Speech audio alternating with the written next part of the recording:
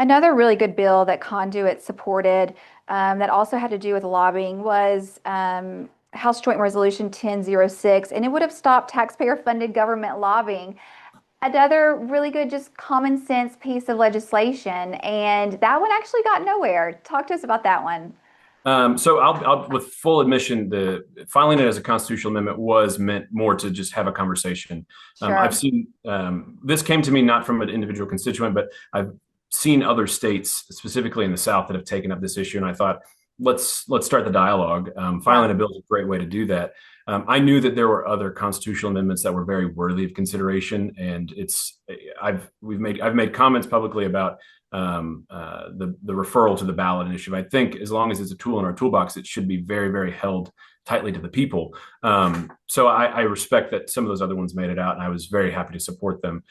I was also very happy to take that bill and file it as a regular House bill, so that we can continue the conversation and see if the committee that decided to not advance my constitutional amendment would Yeah. at least consider it as a House bill. It did not clear that committee. I've kind of gotten a habit of, on some of these bigger issues, they like to languish in the committees, and a few of these have died there. But it's important, and the comments I made during committee are still true to this day. That I think that lobbying is a protected political speech. I've have a lot of experience working in political speech and paid political organization and operations. And I don't ever want to limit anyone's access or ability to it. What I don't agree with is the conscription of tax dollars for the purposes of having legislation work against the citizenry that elect either that local official or elect that school board or whomever else, whatever other political subdivision that exists, working against their citizens through conscripted tax dollars. I think that's again not the intention of the multi-cameral process we have set up.